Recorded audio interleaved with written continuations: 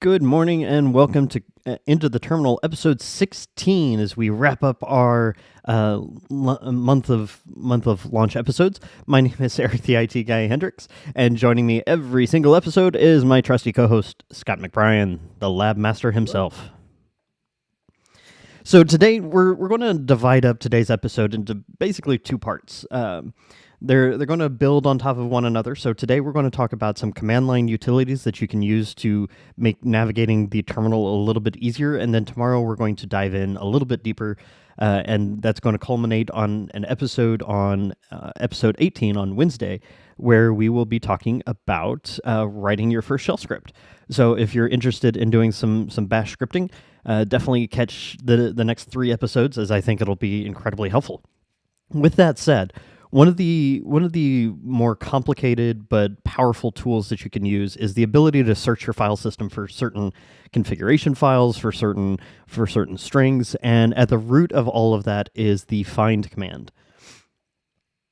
So as we've mentioned, the /etc directory is where all the configuration files for your system live.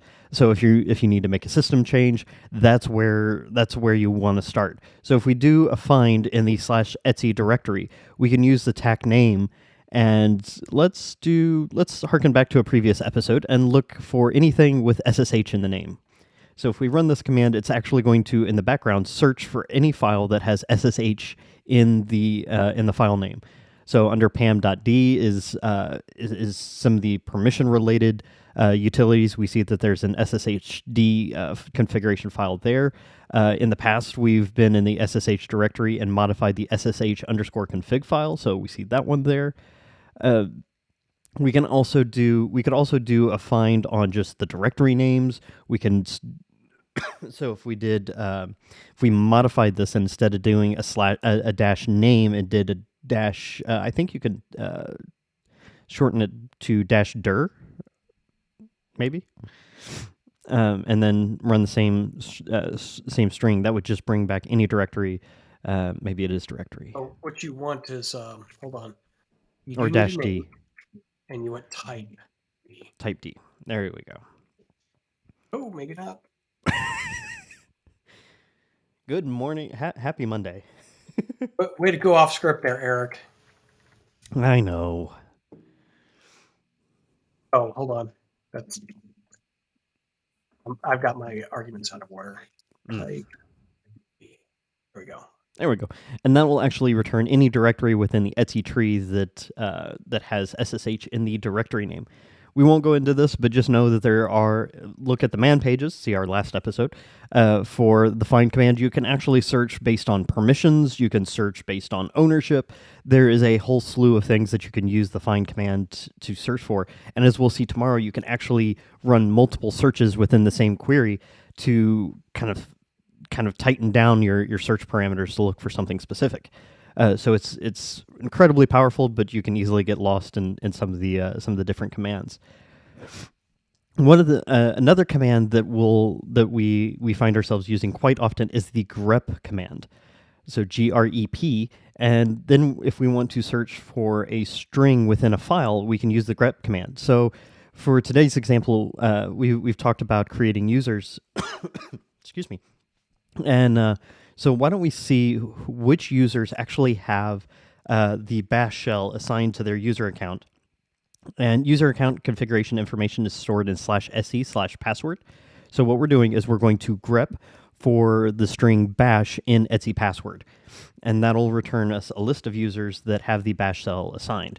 So we can see RHEL, our sample user, root, as well as a couple of other service accounts that exist on this box that all use the bash shell. Scott, anything else you want to add before we transition? No, I think we can go a little bit deeper into grep after the transition. Perfect.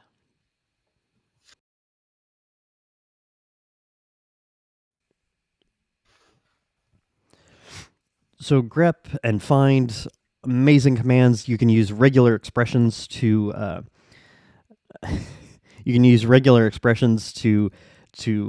make your search a little bit more prescriptive. And so what Scott's doing here is adding a user called Bashy, and then modifying that user to have /bin/no login, which is basically a setting that says this user cannot log interactively. You'll see this used a lot for service accounts or maybe system accounts that run a specific task, but you don't log in as that user and run some commands. And so the point I'm going with here and why I created this specific situation is we had a really simple grep, right? We looked for a simple string, bash, in this file. And now that we have a user that has that string as part of their name, all of a sudden they show up in our list, even though they don't match the criteria we're looking for, which is people who have a bash shell to interact with. So grep, as its second argument, doesn't just take a single string, it takes a regular expression. And regular expressions are a pattern matching language that you can use to be very, very precise about what you're looking for. And so, for example, if I change my grep to have a little bit more context, here what it's saying is I'm looking for the word bash, and the $ in regular expression world means end of line. So now what I'm looking for in Etsy password are only those lines that end on the string bash. Right? We can see that that bashy user no longer gets matched by the string. And you can get super, super complex with regular expressions. Too much for us to go into today.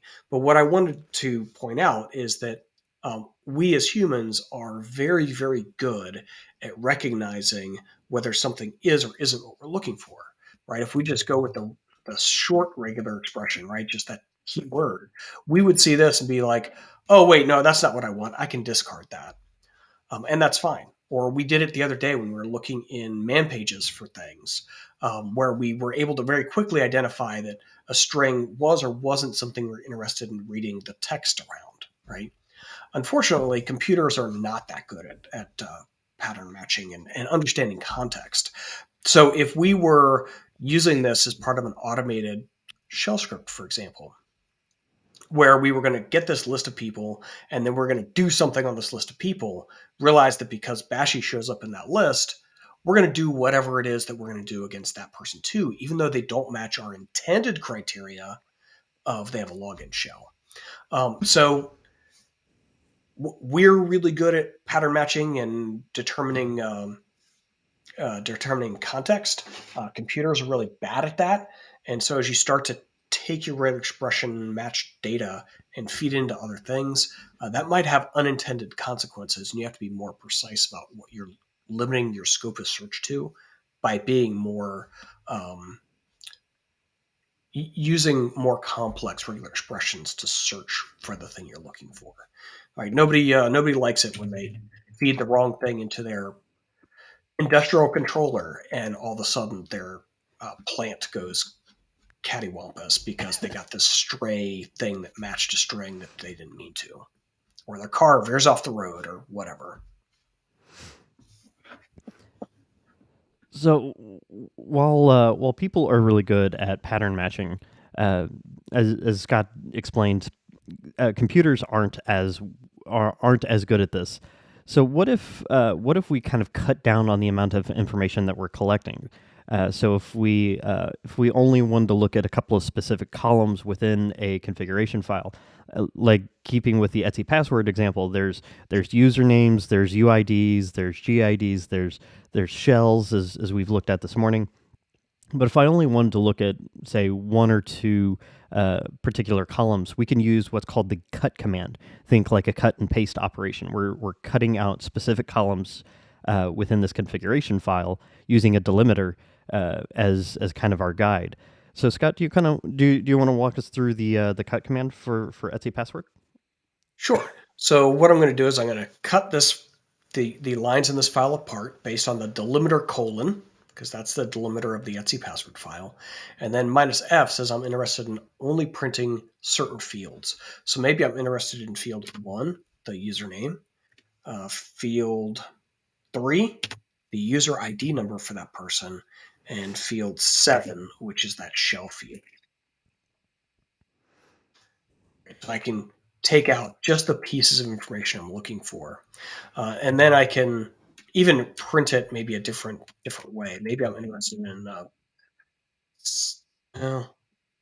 well, prints it out in the same way. I'd have to use something like paste to resect it back to a different format. But so this is cuts apart formatted output. Um, and doing field-based cuts is probably the easiest, but you have to have a consistent delimiter. You can also do character cuts. So 1 second. That's not very interesting.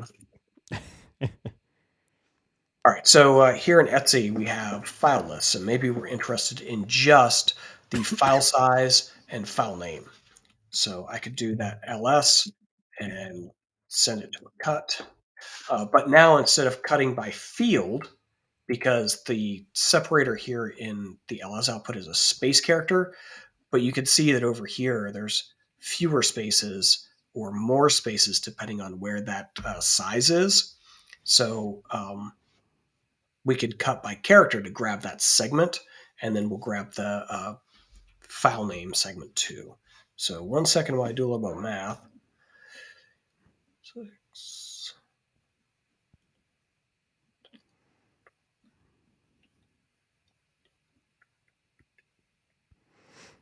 So let's say 27 through, just guess, 37. And then we'll do, Excuse me. let's say, from character 50 onward. We'll see how well I did at my guessing of where these are. That looks pretty good. It Not looks like I bad. grabbed maybe a little bit of the um, a little bit of the date. So, hmm. So, an area where I've seen this used quite a bit is with automated shell scripts that generate reports. You can actually do a lot of uh, conjoined commands using the upward slash there, the pipe characters as it's called, to format data to get well, how about a more specific example? I worked for a company as a sysadmin where we had a script that would run automatically on the first of every month that pulled a report of all active users, formatted their user information, pulled up some information like last login, last password reset, just to ensure that anyone that had access to our boxes had a password that was at least within the last 90 days. And so you could actually format this in a way that was very visually appealing. And there's actually mechanisms within Red Hat Enterprise Linux to send system mail. And so our systems administration team would actually get an automated email from our servers on the first of every month that basically said, here's the list of users, here's the list of password change dates, and would even highlight users that needed to get the nagagram of, hey, it's been 97 days since you changed your password, please change it or risk having your account disabled. Which, looking back, that could have even been automated. But anyway, for the sake of this example, being able to format information is great for generating reports. Yeah, and we could keep going with this example, but I want to save some meat for tomorrow. We talk about building longer and longer commands with pipelines and things like that. So another command that we had talked about pre-show is doing sorts. So if we do something like a du, usually we use the -h option with this. So look at bin. Sorry, bin. Um, so usually we do a -h and it'll convert it to a human readable format.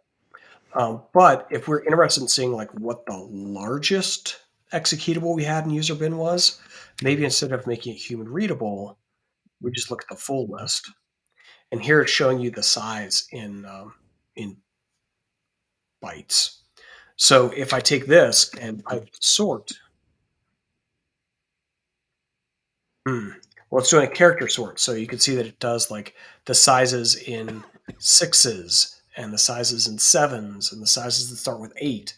So let's add one more option, -n. So we look at that first field as the number. And so what we're able to do is look at the largest executables in size here in the user bin directory. All right, so I did a DU, a disk usage for user bin star, so anything inside of the user bin directory. And then I took that list of sizes and I sorted it based on the first field being a number. So instead of doing an integer, or sorry, instead of doing a character by character sort, I used the entire first thing as a number and used that to do the sort. So, in fact, this we could use the sort command on Etsy password, and if we use sort with no options, like Scott said, it would be a character or an alphabetical sort, so that we'd see our list of users in alphabetical order. As someone who's easily distracted, this is very helpful for me because if I'm looking for a specific user, it makes life a lot easier to be able to see them in alphabetical order. Yeah, also true because they just kind of get added to Etsy password in the order in which they were added to the system, which may have no Mhm. bearing on how someone might look at that data.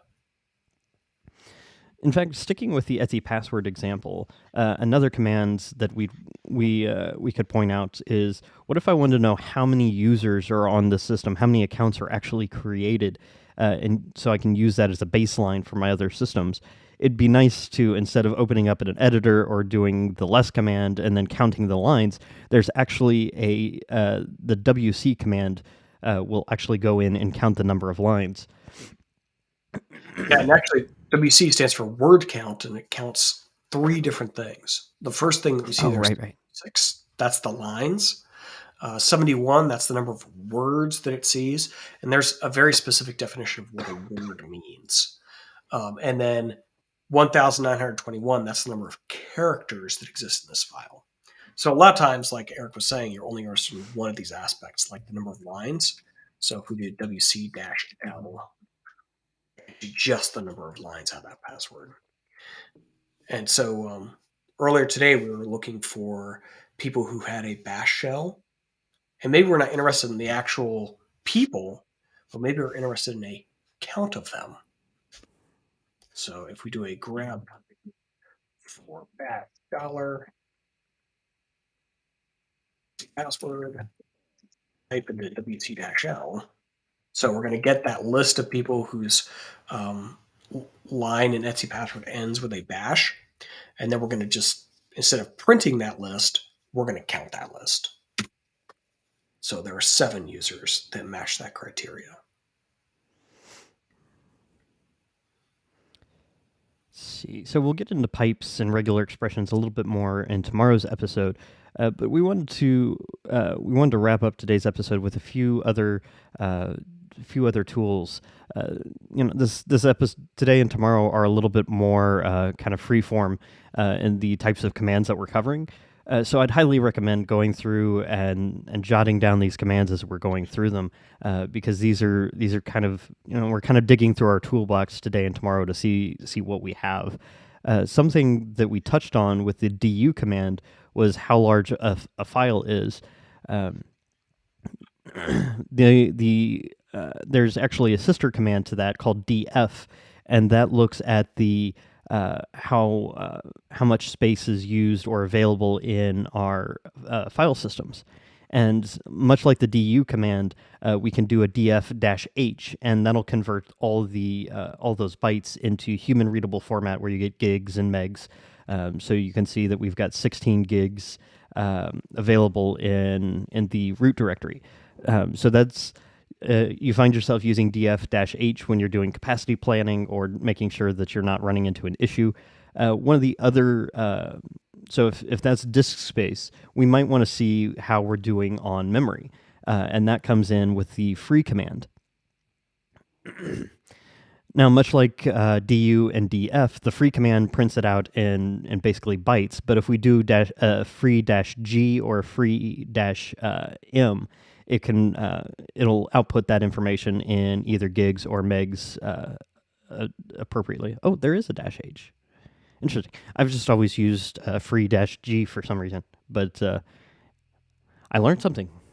It's a good episode. So yeah, just like the other commands. Human readable sizes is things humans would like. Right. Let's see. So that's memory. That's disk space. There's some other commands that we'll get into later on about like actual performance metrics, whether that's disk read and write or CPU saturation, things like that. But let's shift a little bit more here. A lot of times you may need to know what version of operating system you're running. So looking at the operating system itself, there's actually a file in Etsy called os-release that'll provide a lot of information. So if we cat that out, excuse me. It's below 50 degrees here. I can't breathe. So looking at the top of the output, we can see that we're using the operating system called Red Hat Enterprise Linux. That the version is 8.5, which is the current minor release at the time of recording. There's some OS, call it family type information referencing Fedora.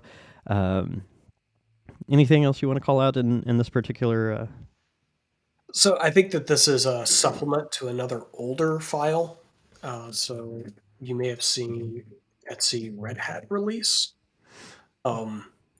And so Red Hat release is very specific to Red Hat Enterprise Linux, and we ended up having it other places, but it still was called Red Hat, right? And if you're a CentOS user or a Fedora user, Red Hat release doesn't really entirely make sense. And that's where the OS release came from.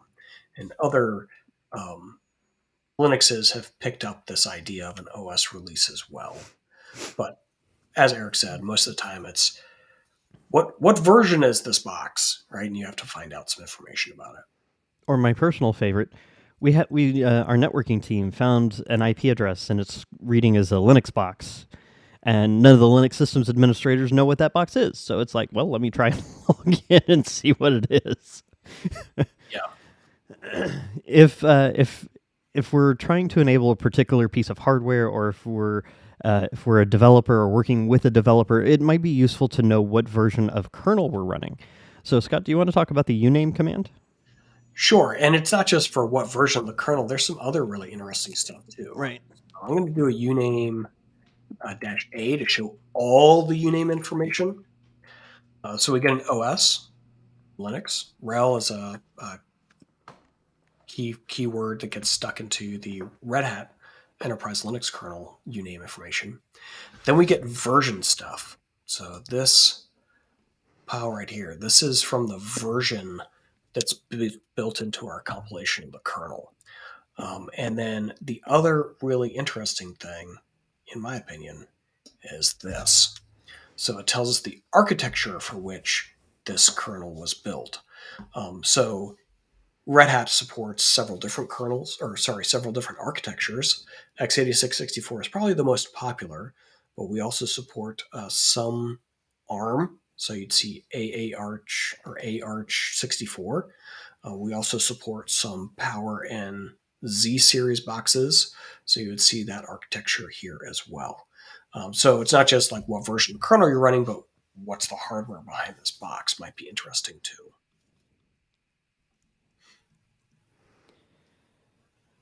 Yeah, so RHEL 8.5 actually runs the 4.18 kernel. A lot of times I don't need most of that information, but like Scott said, we can use different arguments with a uname command. So one that I use on a regular basis is uname-k. I could be lying. I thought -k was for the kernel. Dash help. Just a kernel number? Release. So uname-R is what I was thinking of. There we go. It's the Eric systems administrator mentality. Pound away at commands until one sticks. So another, I think one last command we'll mention briefly is is the whoami command. And so if you're doing some troubleshooting and you're having some permissions errors, you can actually get the shell to return what your username is that you're currently logged in as. So if we run Now, the wait a second, Eric, what's the name of this command? who am I? Uh, Interesting. Maybe I would pronounce it whoami. That works too. And let me tell you why. Because there is a who am I, which also may return something. On other Unixes, who is the command that you use for identifying who someone is. And so other places you may see who am I as Hmm. separate arguments, but we use it all as one, which is pronounced whoami because it's all jammed together. I've never heard that one. That's I'll have to put that one in my bag of interesting Linux and Unix trivia. So we're coming close to the bottom of the hour, and we've got a couple of other topics as per usual, but I think we're going to hold off on those. We threw kind of a smorgasbord of commands at you today. I highly recommend keeping an eye on this particular episode because a lot of these are just kind of different buckets of commands that you'll find yourself using on a regular basis as a systems administrator. Scott, do you have any advice for someone just getting started? I mean, this is a lot of commands, and we didn't even really scratch the surface. Yeah, I think that over time you end up collecting a set of commands that you use, a lexicon, if you will. Um, and so it's just like more time in the seat, you develop more and more skills for what you're used to using. And you'll see that depending on where you are, you may end up with a certain type of command set versus someone else. So, like, I know a lot of the performance tools because I do a lot of troubleshooting on why my system is misbehaving. But if somebody is doing more like border DMZ system administration, they may know a ton of networking stuff. Um, we have a lot of commands to learn. I wouldn't get too disappointed in that. Realize also we talked in a previous episode about help. So like man pages are really helpful for finding out what a command does if you've not seen it before. And then there's a ton of things that you just kind of pick up over time um, to help ease your lifestyle of being an administrator. Um, so Eric, I don't know if you have any command line shortcuts, but I use escape dot a lot. So if we do something like ls etsy, and then I'm like, oh, I want the Etsy issue, I could do cat Etsy, oops, sorry, escape dot issue. So escape dot will like pull the token from the previous command line down to your current command line, and you get all Oh, these cool. like little tips and tricks um, as you spend more time doing your administration to, like I said, make you faster and better. Okay, yeah, I've got one off the top of my head that I'll share. I picked this one up only about a year or two ago. If you do Control R, it actually lets you search through your history. And so let's see, what's the command we ran? We could start typing in grep, and then so right here it sees that the last time we typed gr together was for our grep bash. So if I run a string of commands on a regular basis, or if I'm trying to troubleshoot the formatting of a command, as often happens, I can do Control R and start typing a few characters, and the command line will actually look through its recent history to see when I've used that string of characters together. And in this case, it with just two letters, it brought up the command I had in mind. So the Control R option on the bash shell is incredibly helpful. And so like earlier, I was adding the user bashy. So if I did a Control R user, right, it starts to reverse search my history. And so if I don't want user mod but user add, right, as I make my search string, which is over here, um, more precise, it goes further back in the history to find the match to that more precise string. I think you can also use the up and down arrows. Well, that's if you have like a recent command that you're interested in. Oh, I, So, I think you can do that in reverse search as well. So if you ah, type in user and then use the up arrow, I think. Okay, so it auto populates the previous command, so not exactly the yeah, same, so but like when I did a Control R user, it pulled up user mod, but when I hit the up arrow, it went up one more command from that match, right, to user add. So using the up and down in reverse search is a little bit of a dark art. but yeah, what you pointed out is awesome. You can actually scroll back through your command history using the up and down arrows. So if you know you ran a command like 3 or 4 commands ago, you can just hit the up arrow a few times. Um, you can use the up and down arrows to get back to a command that you know you've run recently. Um, so I know we said we were gonna we were gonna wrap this episode up, but and in fact, I think Tony kind of read my mind here in the chat. If you have some command line shortcuts, put them in the comments of this episode. We'll compile them and we'll include all of your suggestions in a future episode. So much of what we do as systems administrators and Linux users is just how you learned. So like myself, I used free-g, and so now I'm going to make a point of anytime you use the free command to use -h instead, because it'll be a little bit more accurate. So it's you develop habits and you develop preferences for commands. So I've picked up a few tricks from Scott just in the last 16 episodes because his approach to solving a problem was different or even more efficient than mine. So that's kind of what we're trying to build with the show is a bit of a community. So please put your tips and tricks and questions into the comments. We try to respond to those within about 24 hours or so. Tomorrow we'll do a deeper dive in command line utilities. Episode 17 will be manipulating the command line, and that's going to kind of build up to how do you write a shell script, which is kind of a dark art of systems administration as well. But until then, join Scott tonight for dark mode. He'll go back through these and collect some additional tips and tricks from the audience.